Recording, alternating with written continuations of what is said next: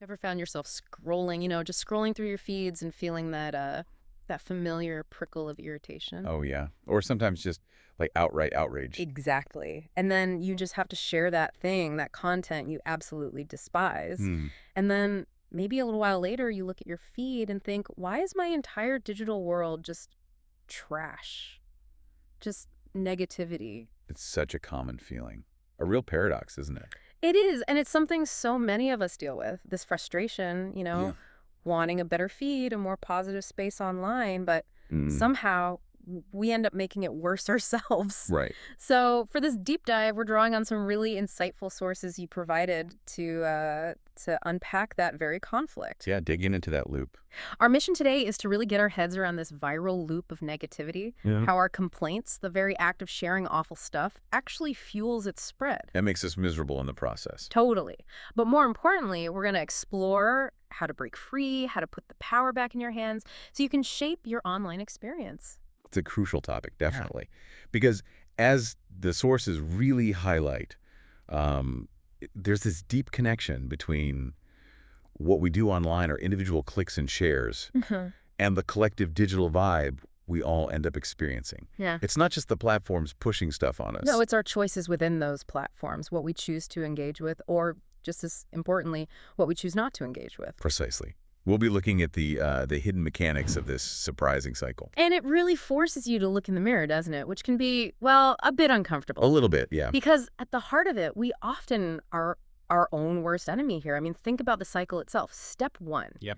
You see something that just makes your blood boil. Ugh, yeah. The worst thing ever. Right, an absolute abomination, that kind of reaction. Mm. Then step two, that almost magnetic urge kicks in. Yeah. You share it. Hey, everyone, look at this awful thing I hate. Isn't it terrible? Exactly. You hit repost, maybe add that angry caption, and then step three, inevitably, you're back to wondering. Why is my feed full of garbage? The internet is broken. Sound familiar? I mean, it really does. One of our sources put it so vividly. It's like choosing to eat garbage and then wondering why your breath stinks. Huh. That's a good one. It really captures that self-defeating pattern. It does. We think we're doing good, maybe, exposing bad stuff. Yeah, performing a public service almost, What? like I must warn others. But what's really happening? Well, the irony is every single one of those interactions, even clicking angry react, it's a signal, a powerful one, To the algorithms. to the algorithms that run our digital lives.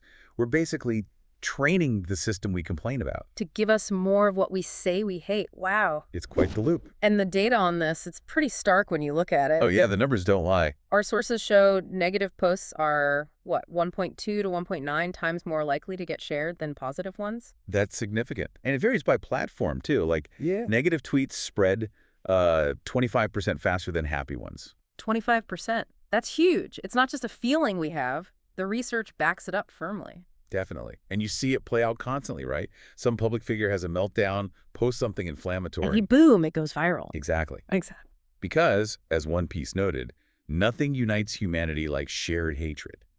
It taps into something powerful. So how does this connect to the bigger picture, like the attention economy you mentioned? Right. So in this attention economy, our anger, our outrage is basically premium currency. Premium currency, how so? Well, it's not just about ads, though that's part of it.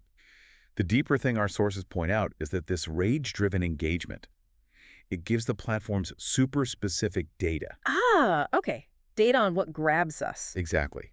It lets them fine-tune things to keep you glued to the screen. Your emotional investment, your anger is way more valuable to them than just a passive glance. So my anger is literally making someone rich. In a very real sense, yeah. Your engagement fuels the machine. It really is this viral chain reaction then. Like you see that outrageous post, this influencer is destroying society, something like that. Gets the blood pumping. So you share it, maybe add a scathing comment, thinking you're fighting back, exposing the nonsense. Doing your part. But the algorithm, it doesn't see dislike, it just sees Engagement, intensity. It logs it as user is highly engaged with this type of content, send more. and the result. Your feed gets worse.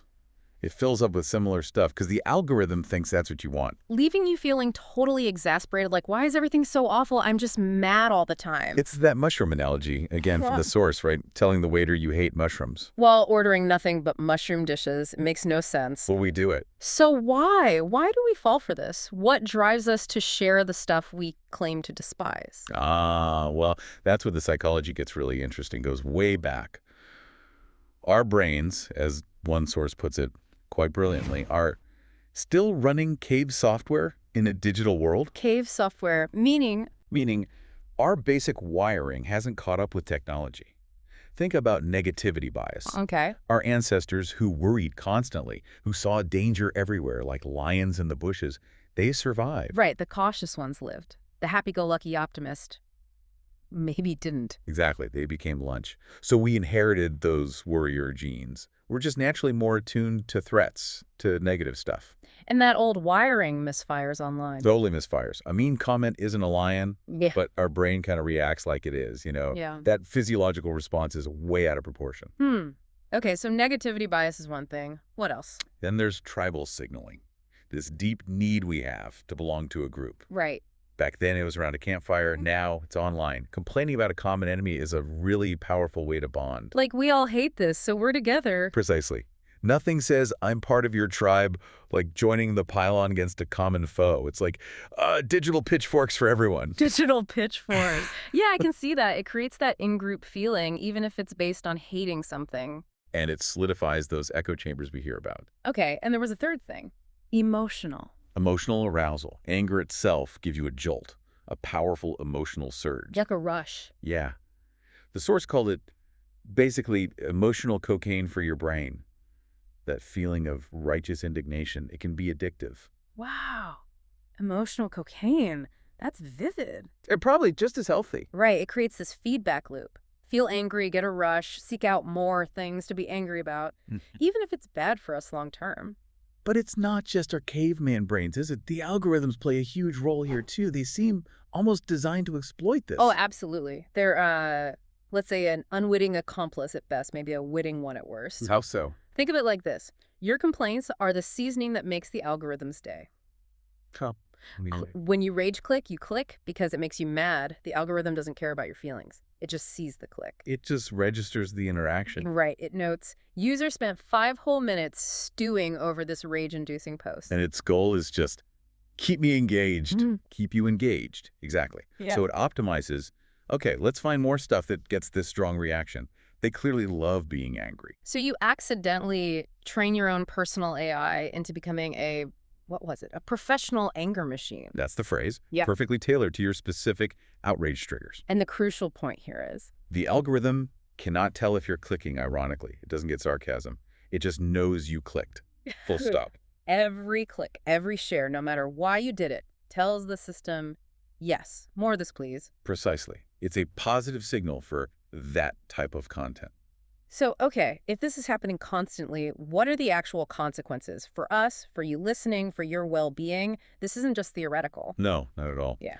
The dark side is pretty significant. First off, there's a measurable increase in anxiety and stress. Right, you mentioned the body's reaction. Yeah, your body literally can't tell the difference between a Twitter fight and, an actual physical threat like a bear. So that fight or flight system gets triggered. Over and over. Cortisol release, heart rate up. Chronic exposure to that just from scrolling.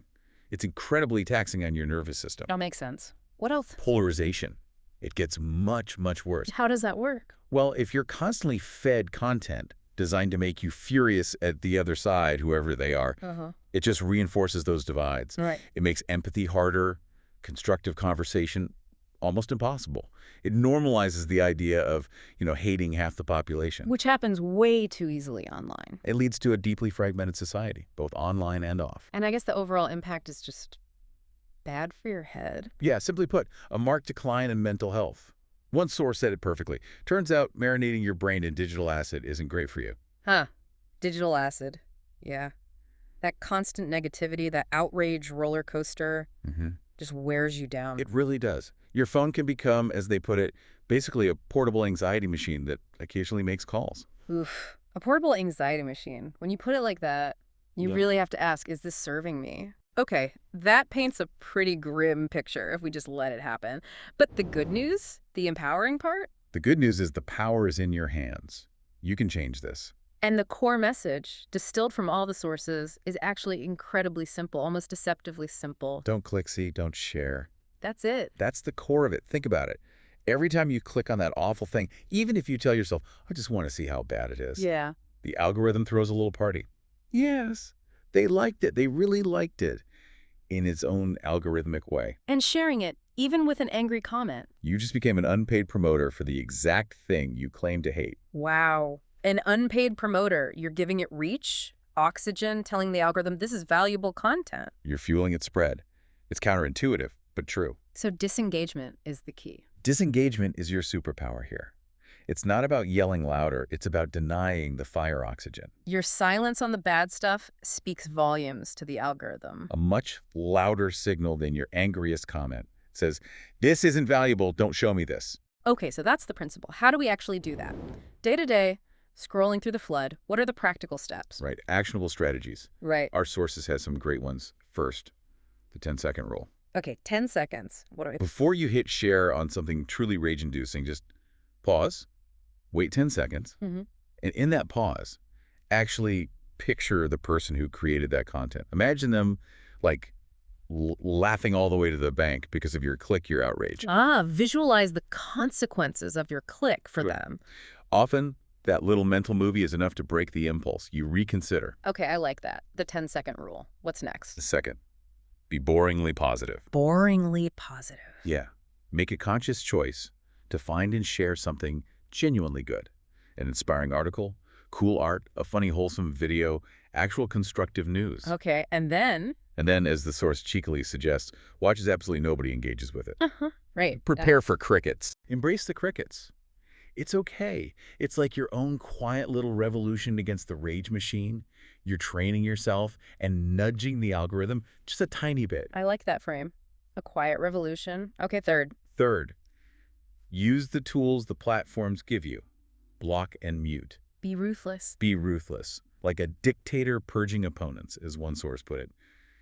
Curate your feed mercilessly. Your mental health comes first. You don't owe anyone engagement, especially if it's harmful to you. Absolutely not. Someone's right to spew nonsense doesn't override your right to peace of mind. Block, mute, protect your space. Got it. And finally... Finally, maybe the most revolutionary idea of all, touch grass. Touch grass. You mean like literally? Literally, put the phone down, go outside, look at a tree. What's the magic in the tree? Trees, as the source dryly notes, rarely post inflammatory content. Fair point. Seriously, though, just disconnecting, even for a few minutes, reminds you there's a whole real world out there that isn't constantly trying to make you angry or afraid. It resets your perspective. Okay, so 10-second rule. Be boringly positive. Use block mute ruthlessly and touch grass. Simple but powerful. Right. It really comes back to that core idea. Your clicks shape your feed. It's not passive. Not at all. Your feed isn't just a window. It's a mirror. It reflects what you interact with. Every outraged click is basically you shouting, more please, at the algorithm. It really is like complaining about the rain while you're actively doing a rain dance. Yeah. We have the power and maybe even the responsibility to stop dancing, to break that cycle, because really the only thing worse than seeing awful content is being the person who, maybe without meaning to, helps spread it. Well said. You have the agency. You listening right now, you can change your own digital world. And that brings us to that final, really powerful thought from one of the sources. Yeah. We have met the enemy, and it is our own clicking finger. Wow. That hits home. Doesn't it? That simple choice clicker, don't click, share, or don't share it, holds immense power. Yeah. Not just for you, but for the whole online environment. So the next time you feel that rage rising online, Consider this. Don't CLAKECK on IT. And maybe, just maybe, if enough of us do that, we'll all be a little less miserable online. that's a truly powerful thought to end on. Take that power back. Curate your digital life with intention. You really can create a more peaceful, more positive, and ultimately a much more useful online experience for yourself.